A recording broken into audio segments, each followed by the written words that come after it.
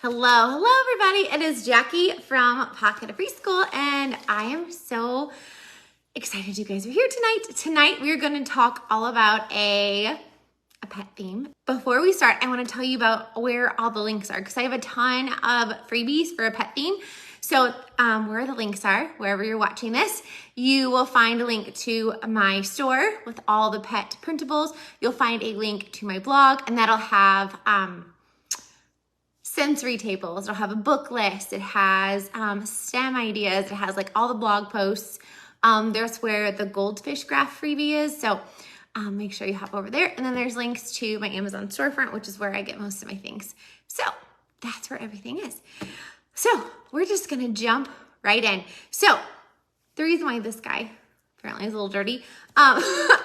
So one thing that I always did or do, I'm not teaching this year, when we did a pet theme is I had a little pet friend and we pretended to find him. So we adopted him and he goes home with kiddos he goes home with a kiddo every night, every other night, however you want to do it.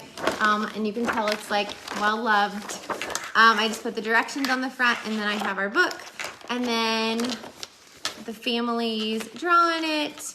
I keep them over the years. The kids do it. Sometimes the adults do it. And it's just it's a really fun way to share all the things that they got to do with their pet, and we name it. We vote on a name for it. I used to have a pet carrier in my full day classroom, so he went home in a little pet carrier.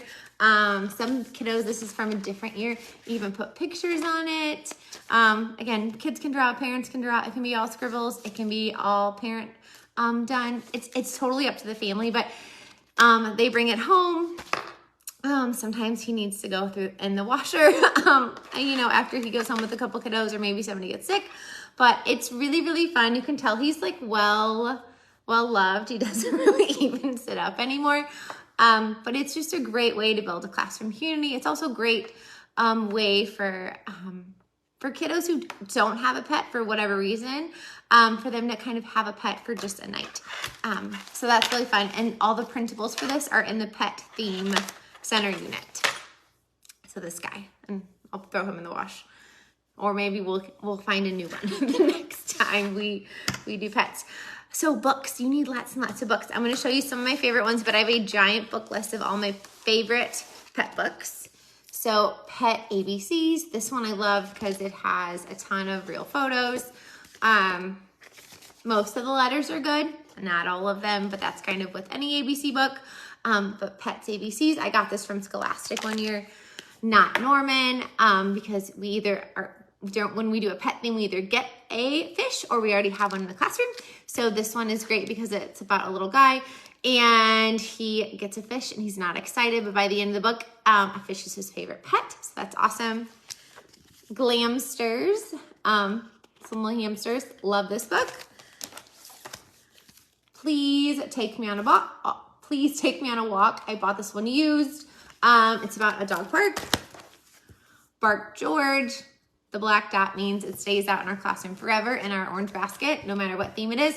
But basically the dog goes to the vet and he makes different noises and different, he says meow and then a cat comes out. So it's really cute and it's really fun and interactive, and they get to make predictions and make noises and all the things. This one, again, I bought this one used. I don't mind buying books used because I usually get a hardback for about the same price as a paperback. But Three Little Kittens, we know how important nursery rhymes are, so this is a great one. And again, all of these books, I have a giant book list with links to everything, with photos of the books. So yeah, so all the books. So now let's jump into. Let's do some fine motor first. So, I love Play-Doh. Oh, that's not my stack of stuff over here. I love Play-Doh trays. So for a Play-Doh tray, I just collect cookie cutters, and I just have a whole bunch of different size bone cookie cutters so they can make little dog treats.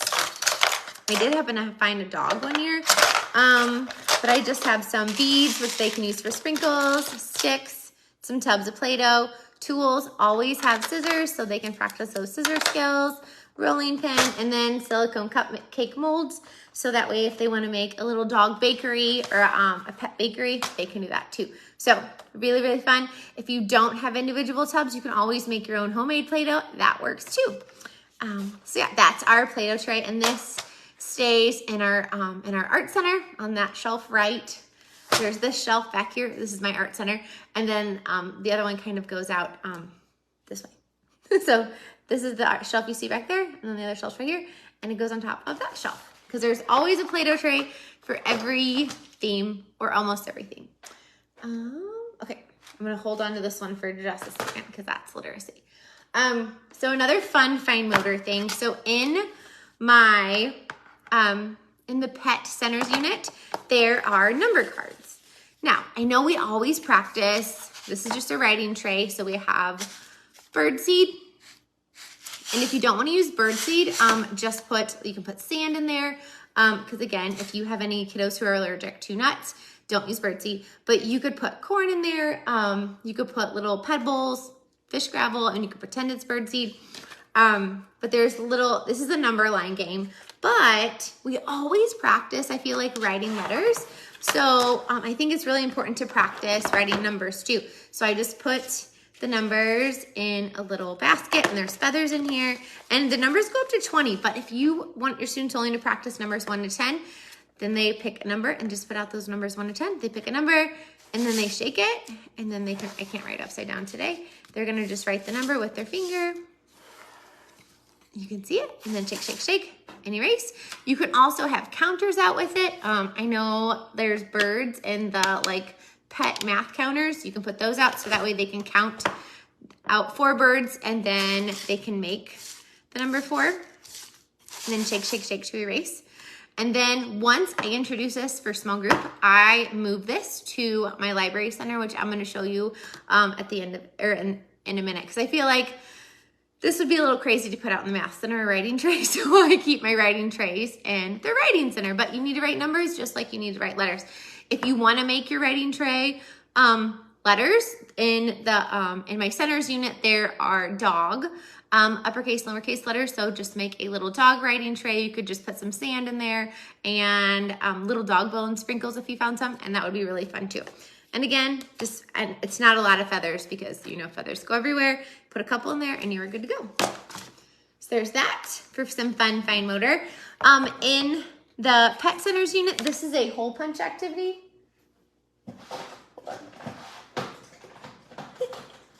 Okay, so what they do is they grab one, and all they're gonna do is punch holes. They can get on the thing, on the object. They can punch like crazy, whatever they want to do. But when they use hole punches, they are strengthening their hands, their fingers, and their wrist. And they are manipulating paper with one hand, using the hole punch with the other. So now we're using both sides of the body, both hands at the same time. So lots and lots of things needed for writing just by doing this hole punch activity. So it's great. And then there's longer ones, longer strips, so they can make these into a bracelet if you want to. So these were actually just added to the pet centers unit this month. So if you haven't downloaded the pet centers unit in a while, go download it again because it was just updated. So hole punch activity. This is great for like morning table time or arrival or a fine motor center if you're in kindergarten, because you got to warm up those fingers and hands before you get writing. So we have to warm up our fingers and hands just like runners warm up their legs before they go do an event. So this is another activity in there, and this is not art. This is a cutting craft because there's no, they can make a pattern and you can make it sneak into math, but this is a cutting activity. And who doesn't love cutting snakes? So they color the snake and then they cut it out. And then you have these really cute snakes. You can hang them from the ceiling. You can hang them. I love using clothespins and hanging these like on the blinds. Those are really fun. And then just put some googly eyes on the end. Super, super fun. You can also put out connecting cubes too, so they can practice their pattern before they draw it on their snake. Up to you. Or they can just make this a cutting activity and they can just do their snake. Again, totally up to you. All right. we're gonna keep going with fine motor. I have some fine motor journal activity ideas for you. So for this one, for fine motor journals, what we do is we make something with the same lines of that letter. So for this activity, pretend like this isn't there, we are gonna make cats because cats have ears that look just like the letter A. So they're gonna make, so it's a you, I do, you do, I do, you do. So I'm gonna make circles, I make circles, and then they make circles and say, what else does the cat have? Oh, it needs 2 eyes. I'm gonna put eyes on my cat. They put eyes on their cat. Cats need a nose. That I put a nose, they put a nose. A mouth, I put a mouth, they put a mouth, and then they need ears. And as you're making the ears, you really want to focus on talking about how you make that line, and then say, oh my gosh, do those cat ears look like any letter in our alphabet? And they're gonna go, oh my gosh, looks like an upside down V, so you could practice V's. It looks kind of like an A, and then you go over to this side and say, oh my gosh, we're gonna make A's on the other side of our paper. You're gonna go line down, touch the point, line down, line across. Okay, you guys try. And then they do it. And it's just a really fun way to practice handwriting and all those different types of lines. And then another fun one are snakes, because a snake is a spiral. So you can talk about starting from the middle and going around and around and around and out without, and say, as I go out and around, I'm gonna try and not to touch the other line, because that's tricky, because you can, as you can see, I almost did right here. So as they're making that spiral, and it's gonna depend on how you make the spiral and what letter you make. So if you start in the middle and go out, it's kind of like a lowercase g. If you start on the outside and go in, that's like an uppercase G. So think about what letter you want your students to practice and start your spiral that way. So they can do snakes. You can also do fish. So they draw the big body and their tail, and then fish have scales on them. So it goes bump, bump, bump, bump, bump. And you can do any letter on the other page that has bumps on it. So you could do any letter that has that C in it. So you could do C, P, Q, D, B, tons of letters, right? Or you could do R, because that's a diagonal line. So you could do uppercase R because there's a bump, and then that's a diagonal. So you're practicing both. So that's a really fun one. Another fun one is just to do a sticker collage with a fish aquarium. So just give them fish stickers, and then they get to draw the picture around it. It's great fine motor, and it's also building vocabulary and background knowledge. For cutting, they could make turtles, because turtles are pets. So they cut out the green circles, and then they draw the lines on them. And then it's just a really fun cutting activity. And then another one you could do are frogs. So I had these little frog stickers. So if you have any little stickers, think about how that animal moves, and you can make that type of line, or think about what type of line your students are struggling making. If they're struggling making bumps, they can make bumps. If they're doing zigzags, you can say, oh my gosh, this frog is jumping up and then down, up and then down. Will you make up the story to go with it, and then practice a letter that represents that line on the other side. This one is really fun. So cutting straight lines can get so boring. So have them make a hamster or a gerbil maze. I had some stickers. You can also just go on Google Images and put it in like a Word document, print out like 10 of, or however many you have, 20 in your class, 10 in your class, and print those out, and they can make a maze for the gerbil. So they're gonna cut the short lines, or they're gonna cut on that straight line to practice cutting on straight lines. But to make it really fun, after they cut them all out, then they get to make a maze for their hamster or their gerbil or their bunny or their mouse, whatever animal they're interested in, do that. All of the printables that I was talking about in this, like the circles and these, are in the Fine Motor Journals pack, or you can just make them yourself. And then the last idea I have is if you just have any like kind of paw stickers, you can have them put one sticker on each line. And then this is probably for like pre-K or kindergarten kiddos. You can have them make different types of lines. This is hard because they're doing all of these different motor paths. So this is more advanced. So, but it's okay to do that too, right? Got it. Do what your students, do what they need, right? So, those were some fine motor journals that are really fun. Now, if you love directed drawings, in my directed drawing unit, I have a ton of pets in the book buddies. So we have, where's the book? I have the books, hold on. If you give a mouse a cookie, they can draw a mouse. Now, if you don't have my directed drawing unit, do it like it's a fine motor journal. I draw it, and then you draw it, and then I draw it, and then you draw it. And then you don't have to have my printable. It's okay. You can still do the activity, right? And then maybe you want to read about pet fish, or maybe you want to talk about, sneak in some social emotional and talk about feelings. You can do the pop out fish, and they can draw a fish. Again, I do it, you do it. I do it, you do it. You can use it with my printable, or if you don't have it, it's all right. You can still do the activity. We all love pigeon. Don't let pigeon drive the bus because birds can be pets. So we have my step-by-step, and then I do it, you do it. I do it, you do it. So these are all in the Book Buddies set of my directed drawings. So if you have that, you have it. If not, just put it in your lesson plans and you do it first, and the students can do it after you. Just as fun. All right, so if you see that little puppy behind me, do you see him? So by the way, we're switching over to art. Here's some ideas for your art center. So this is like a bulletin board set I got like forever ago. And when I taught full day, right next to my art easel, I had a black cabinet. So I would put these on the black cabinet right next to it because they would be like right here in a line. So they could pick one off, and then they would hang it on the easel, and they would try and draw that pet, because some kiddos don't have a lot of background knowledge yet. Like maybe they can't remember what a turtle looks like.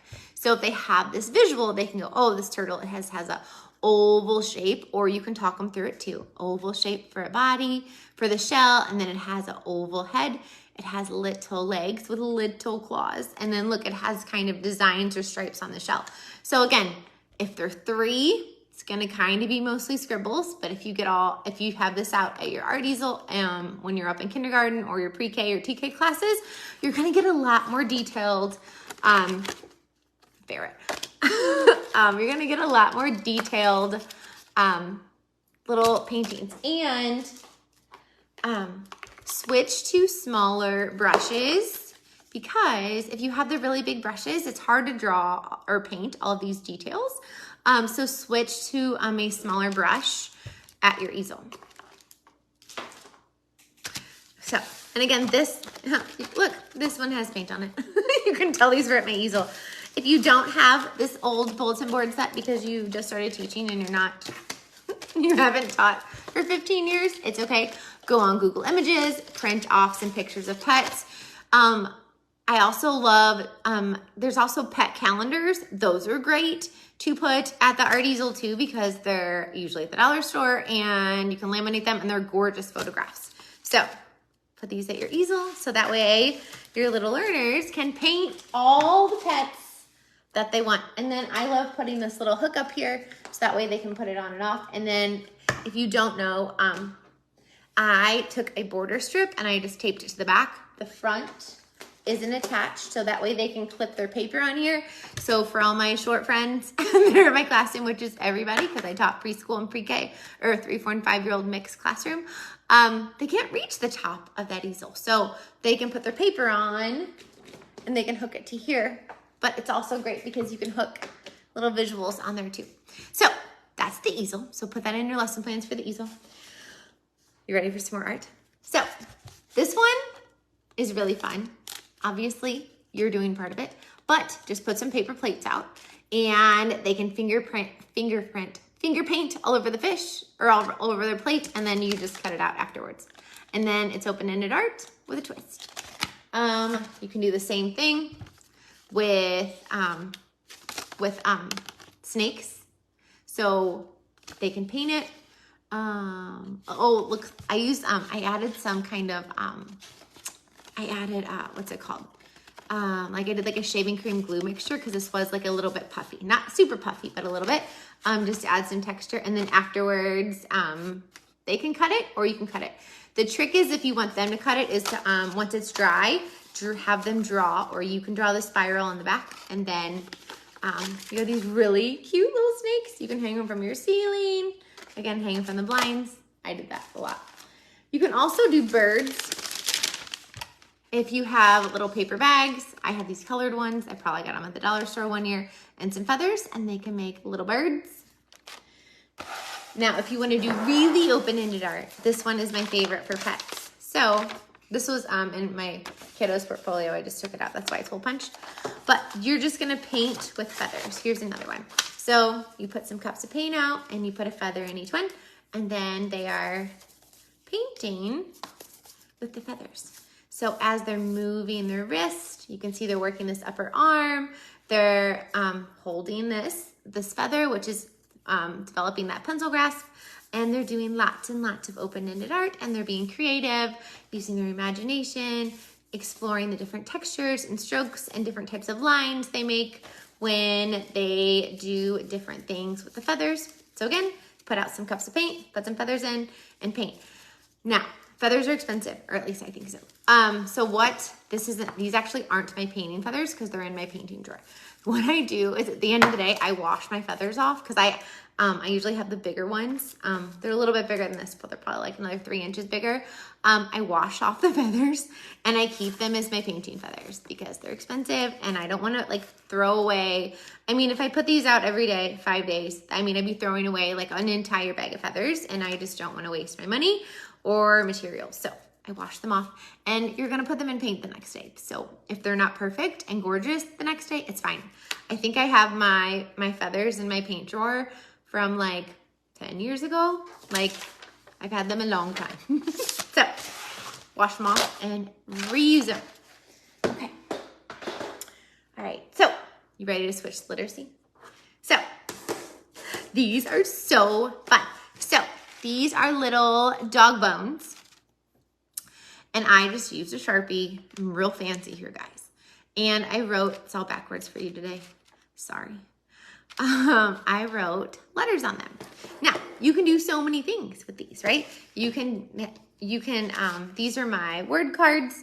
And you can have your students make the different words. They can make their name with these dog bone letters. They can make sight words. They can make CVC words. So whatever you're working on, they can match uppercase and lowercase letters. Like here's uppercase G and lowercase g. So again, use the dog bone letters for whatever activity you were going to do. So if you're going to do a letter sort, use these really fun dog bone letters. If you were going to practice student names, use the dog bone letters. If you wanted to practice themed vocabulary words, use the dog bone letters. If you were going to do CVC words or sight words, use these because they are so much fun. And they're little, so since they're little, they're using all those fine motor muscles to pick them up. I've used dog bone, like real dog bones in my classroom forever, like since I started, so 15 years. I never had a kid eat one, and I had kids who would eat things because they don't smell the best because I can smell them right here. And I just keep them every year. I think I have dog bones from like 10 years ago. Those don't really smell anymore, but they're so fun. How much fun are those? Oh, and this little basket I got at the Dollar Tree in case anybody was wondering, but it's really fun. So that's that. All right, another fun game. This is in my Pet Centers unit. So my friend Katie comes over and she helps me photograph all the games now, and for the past 2 years, I think. So she's like, Jackie, I don't understand. How do you play this game? So I'm gonna explain it to you. So it's a team game.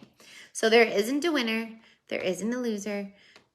Everyone works together to get all their pets home. So you can see there's a little pet, and then it has all of their different types of houses. And then what you're gonna do is, and you can have tweezers out if you want, or you don't have to. They are little cards, and they're gonna pick a letter card. Of course, they're sticking together for me. B, and they would say B, B, and then they would move the B. Now maybe it's, Sally's turn. A, ah. She's gonna move the A. And then it's my turn again. I got A too. A, ah. and they're gonna move the A. And you're basically, all the cards are in here. It comes with the word or the letter cards. This also, you can also, there's also a sight word game of this too in there in the center unit. But basically you're gonna work together and you're gonna get everybody over to their house eventually, right? And I just use a pom-pom because again, they have to pick it up with their pincer muscles and all those little muscles work. You can also use colored cubes. I don't have a pink cube, so I use pom-poms. And then I just keep them in this little pencil box, or I think it's like a pencil tray or something. It's from the Dollar Tree. But here's this sight word game, but there's different letters. And what I do, I haven't cut them out yet, but each game board has the letter cards on a different color. So that way I can easily tell them apart. So I know all the yellow letter cards go to one of the games, and I usually just put like a colored dot on the back to tell which one it goes to. So this is a really fun game, and especially if you have kids who do not like winning and losing, or don't like it when they lose, this is a great game because everyone has worked together. They can also play this game individually. Like you can give everybody a different game board, right? And they can each play a game. So, super fun. All right. Here is a fun letter pet sort. So these dog bowls are at the Dollar Tree. Go ahead, go to the Dollar Tree and grab like 5. I actually have 10 of them. The ones I have 10 of are like they're a dark brown and a red because I got them so long ago, but these are prettier color. Like it's a pretty blue. But all I did was I put some pom-poms in here so it looks like kibble. And then it's a letter sort. So I have color boards that you can use, or you can have your students use the worksheet option. And then again, you can use tweezers so they can pick it up. S has no holes. D, no, that one has a hole. So there's different ways to sort. There's uppercase, lowercase, straight, both, curvy, so type of line in the letter, holes, no holes, in my name, not in my name. But it's really fun to add the little pom-poms because it looks like kibble. But again, just a really fun way to do a letter sort. And now you have really cute letter cards for your pet theme. So you can use these for writing trays. You can use them for hide and seek games. So many things you can use these for besides this letter sort. So now you have so many ideas. Okay. All right, so pet research. Now I know you're thinking, Jackie, like my 3-year-old cannot research about pets. Yes, they can at their level. So I have these little pet research pages. Now, if you teach kindergarten, I do have some with lines on them, but I really love this page because it's very visual. So what they're gonna do is I have a whole bunch of books about pets. They can pick one. I even have one about horses, hamsters. I've just collected books over the years. Buy them off Amazon. I used to buy them at the library, all the places. So what they're gonna do is they're just gonna draw. So their pet is a fish, so they would just draw fish. And then they're gonna look through the illustrations and figure out all the different things. So this picture, it shows these flakes. So they're just gonna draw little flakes. And this is its home. I guess I tried to make it like a can of food, what it needs. It needs love and water and food, air, water, food, shelter, all the things animals need to survive, and then a home. So it's kind of like a cage. So I kind of put the images on here so it kind of matches. Now, is it going to be kind of scribbly if it's 3-year-olds? Absolutely. Can they draw little flakes? Yes. Can they draw like a scribbly fish? For sure. If you have pre-K kiddos, they may be able to draw more detailed drawings, and they may be able to copy the word off the front. They may have the beginning sound, or they may be writing random letters. Whatever level they're at is great because we want them to know that illustrations carry so many messages, especially nonfiction books. The illustrations tell us so much, and then the author has words that go along with them that tell us even more information. So, and this also too is a great way to show that they can read the pictures. I say if you want to go to library, because when after snack, they could go to library if they were finished early, and they could read with a buddy, and they would read the books, and they would just literally look through books and look through the pictures. Because I want them to love books and know that even though they can't read the words yet, or maybe it's a book that's about their level. Like if they're in kindergarten, they can still look at the illustrations and gather information, because those are important too. And then the words tell us even more than the illustrations have, or it could be different. So put out some pet books, and it doesn't have to be at a reading level. Again, like I love Pebble Plus books, but again, my 3-year-old's not gonna read this, but they are gonna look and say, oh, this dog, of course I grabbed one. I'm not gonna look through the whole book, but oh, this dog is eating kibble, or this dog, you know, has a pet bed, or whatever it is. So that is great. It's really, really fun. And then you can also take that and put that pet research page after you have it hanging up in your classroom or whatever, and put it in their portfolio, because now you have a writing sample for them. All right. So if you remember, I said on my blog there was a goldfish freebie. This is it. So you can tell I use this for small group.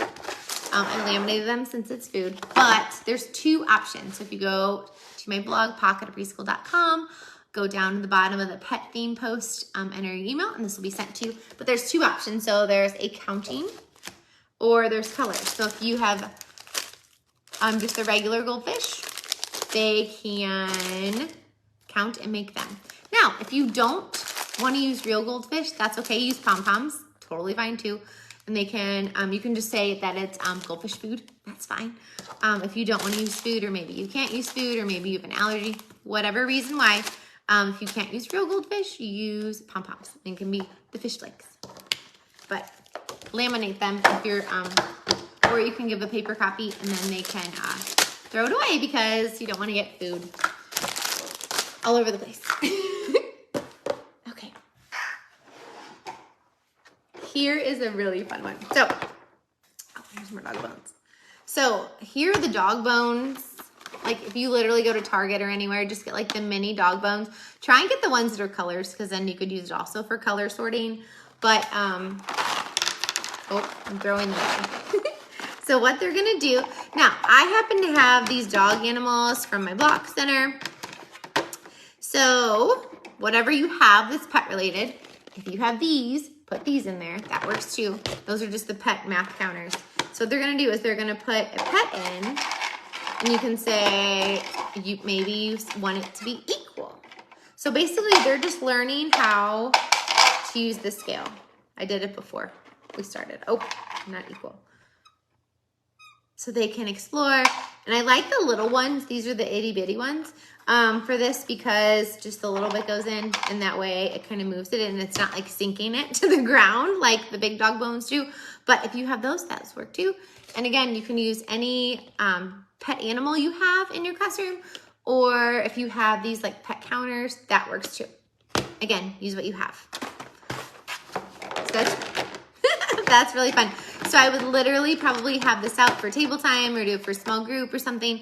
And then I would take this whole tray and I would put it on the math shelf, because the top of my shelf is usually where the themed activities go for that theme that we're doing. So that's where it will go. Okay. So here's some more of my dog bones. So a really simple game you can do is, you can use, here's my old ones. You can use a dog bowl, and you can give each kiddo one. You can use any colored bowl you have in your classroom. You can use the bowl printables I have in the pet unit. Give each person a dice. They roll the dice. 5, 1, 2, 3, 4, 5. They can check it. 1, 2, 3, 4, 5. If you have them put it in their hand, you can, it helps them to, I think, stop and check, and then they can also double check, because if they're doing 1, 2, 3, 4, 5, 6, 7, 8, if they're just putting them in their bowl and they were supposed to be with 5, they can't like check it or fix it or anything. So I always try and have them put it in their hand. And you can see I have, these are all different colors, different sizes. So I think these are like 2 different containers, but the colored ones are more fun.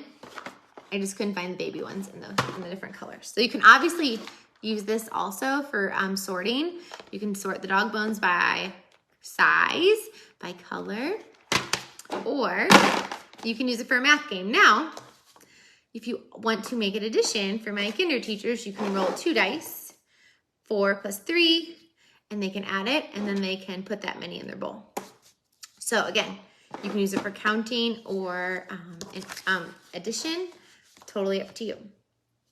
You could, oh, here's my other idea.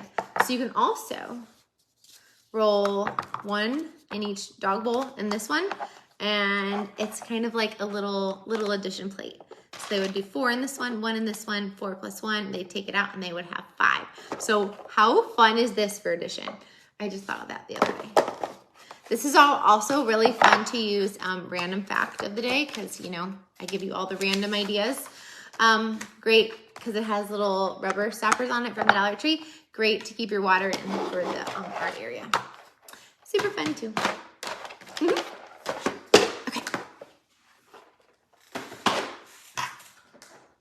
So this is a new activity that was added to the pet center unit. So we are measuring yarn.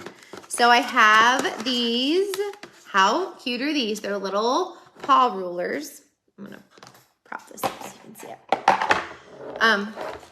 So there's different pieces of yarn and they have to measure how big they are, right? So they would put the, count the, sorry about that. Okay, so let's try this again. So they're gonna use the pet ruler by repeating an object to see how long it is. So it's 1, 2, 3, 4, 5, 6, 7.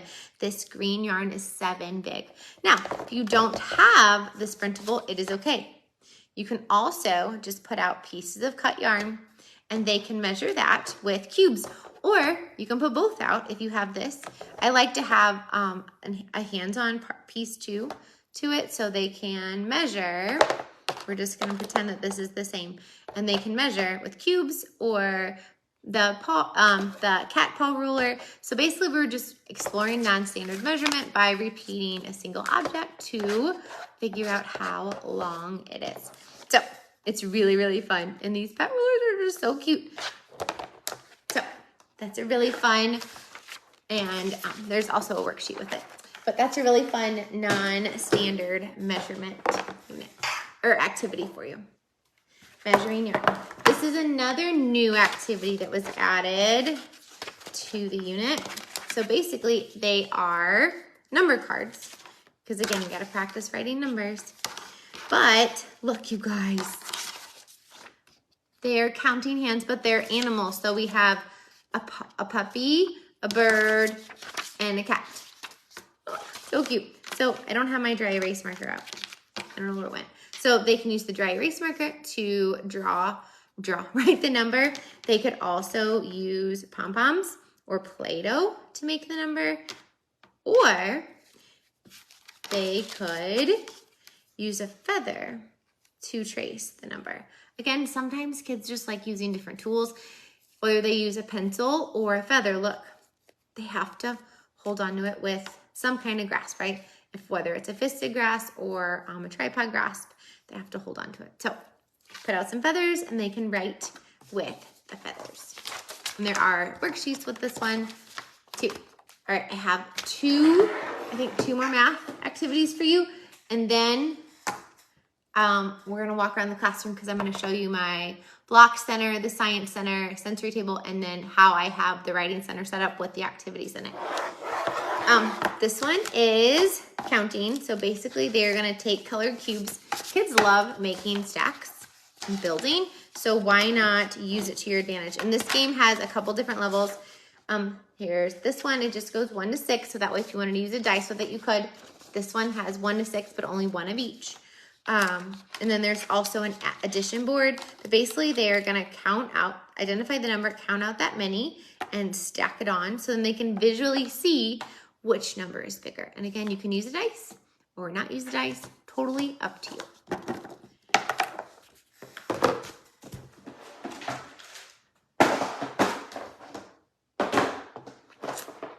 Okay, I need longer arms. All right, this one is so fun. And again, there's a few different ways to play it. So there's a few different game boards. And as you can see, my cheat sheet is to color or copy the cards the same color as the board. So we have a guinea pig shape, I spy, a frog, we have a cat, and a puppy. Oh, so cute.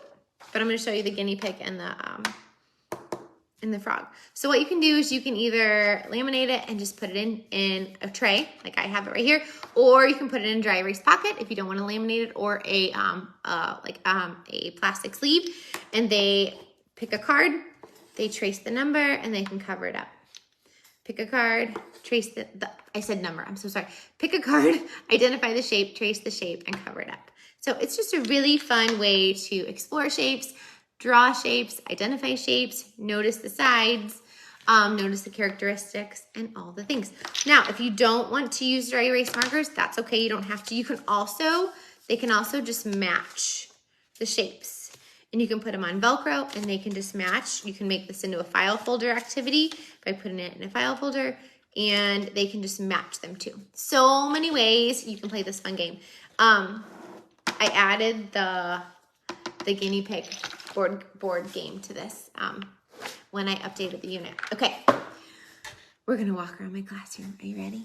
I went ahead and I set up the library center because a lot of people ask how I set it up and how I kind of have the themed activities out in addition to my regular activities. So I am gonna show you. So here's, this is for my ring light. It's not normally out. So I don't have that out normally. So I have my whiteboard with an activity, my writing desk or table, and then here is my library shelf.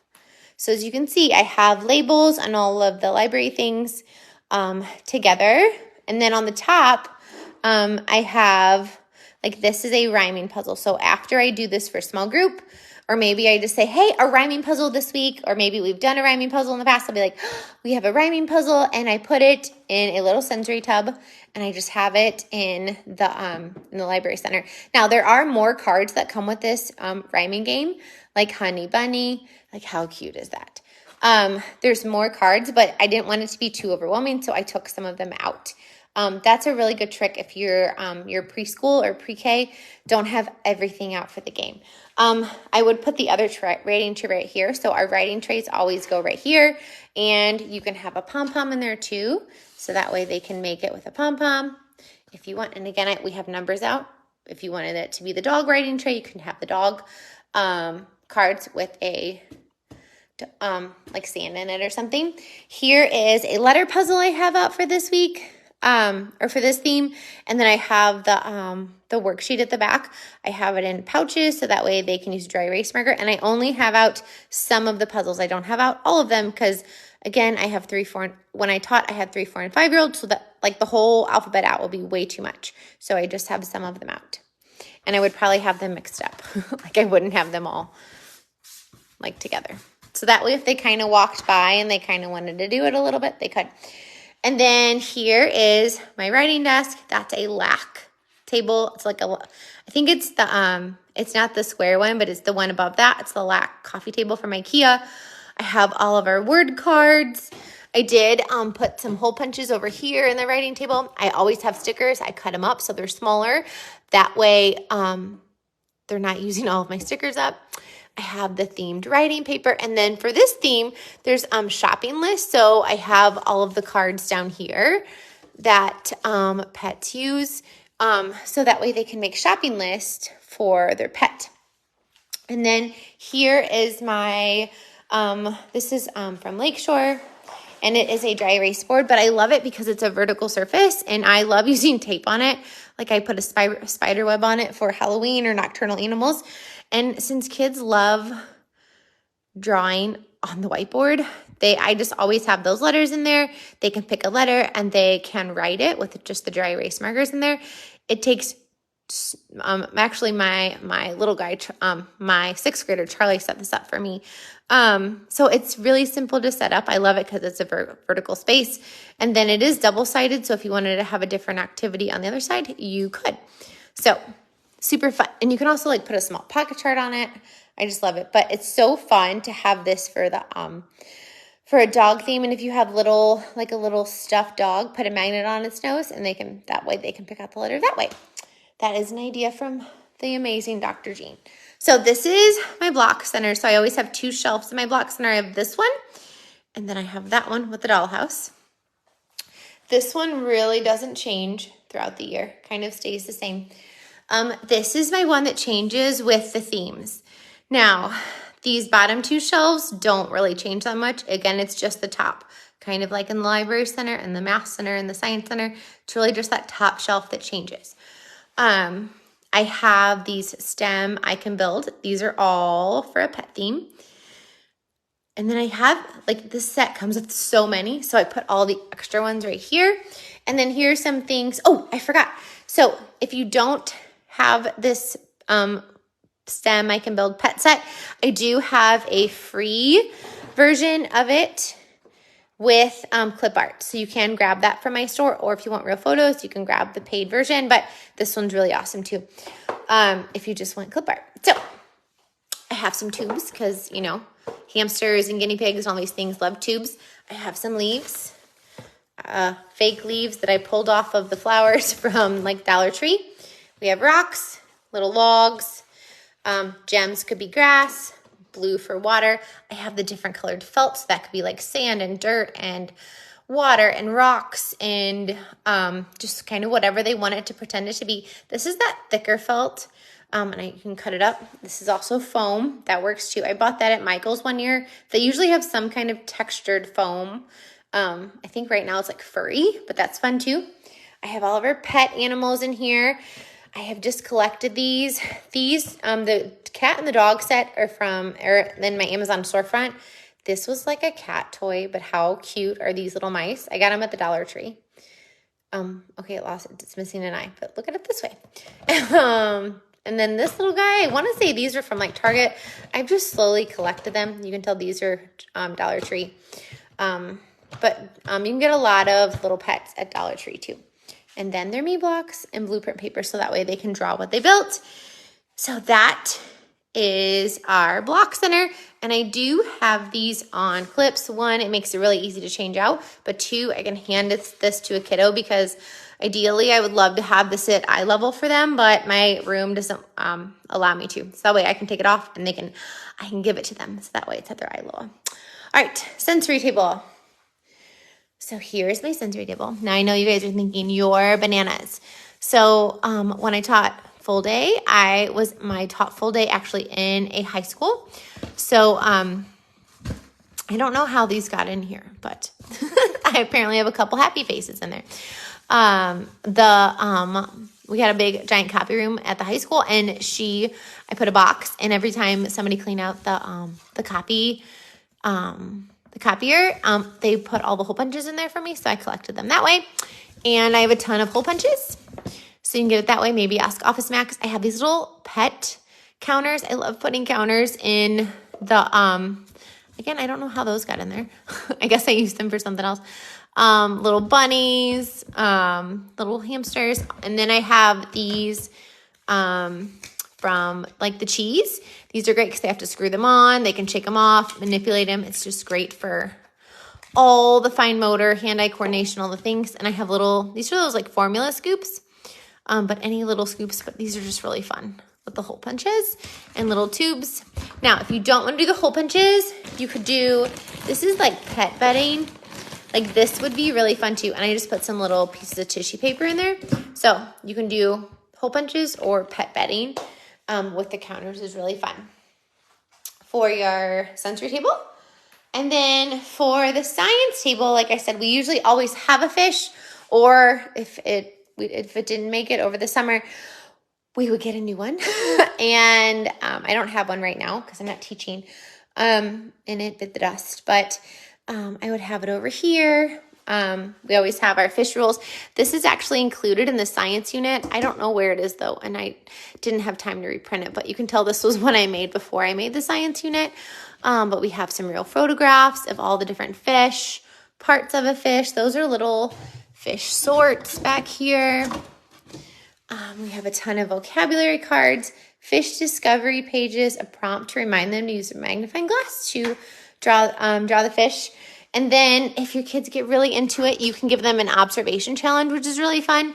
So 1 week could say, observe how the fish, oh wait, there is kind of an order to it. So you would want to observe the parts of a fish, or you could have them, the first week you have it, observe the parts of an aquarium, observe the parts of the fish. So that way they kind of have like a prompt on the different things to notice.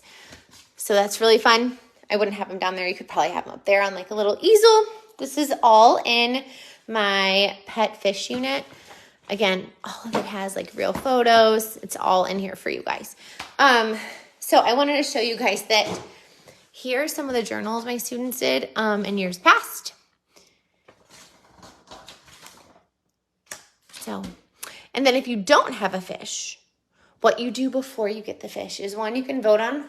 If you want to get like fun and daring, you can do like different fish. Or if you want to get a beta, you can vote on what color to get. Totally up to you. You can have the students help you make a shopping list. You can make a shopping list. You can also vote on the name of the fish. And that way, before the fish comes, you can also talk about the rules, how to act, how should your body be, how should your voice be, all the things. And then you can also do a can have our chart at the end of the unit to kind of show what they've learned. That is all the things for the pet unit. Oh, one thing I wanted to say. So I know you're probably thinking like, my kids don't observe the fish, right? Like your kids are like, they go over there for 2 seconds and they go away. So how we practice this is during small group. We usually do it probably 2 or 3 weeks in a row. Once we get our fish, what we do is I will have all the students lay on their bellies. I will put the fish tank in the middle of the circle. And then what we do is we literally just talk about the fish. And I'll go, oh my gosh, do you see how it's swimming to the side? Oh my gosh, look, his tail is very long. What do you notice about how is his tail moving? And you just have them practice watching and noticing and talking about the fish, because in the life we live right now, everything is like fast, fast, fast, and everything changes, and they're not really sitting down to observe anything. So it's a skill you have to teach them. So I do that for small group, and we usually focus on different things each week. Like this week, kind of like those observation focus cards, I'll use one of them for small group and say, today let's really figure out and observe and notice how the fish moves. And so it's really, really fun. But all of those ideas are in the fish unit. So yeah. So I hope you guys have an awesome time. Again, all the unit and things and the freebies are on TpT. And then there's also freebies and even tons of ideas like sensory blocks. Pretend. You can do a vet, or you could do a pet shop. And I have both of those on the blog, like giant blog posts that tell you all the things. So you don't have to reinvent the wheel, and you can help me, so I can help you lesson plan and make your life easier. So I hope you guys enjoyed this Facebook Live, and if you have any questions, let me know. If not, I will talk to you soon. Bye.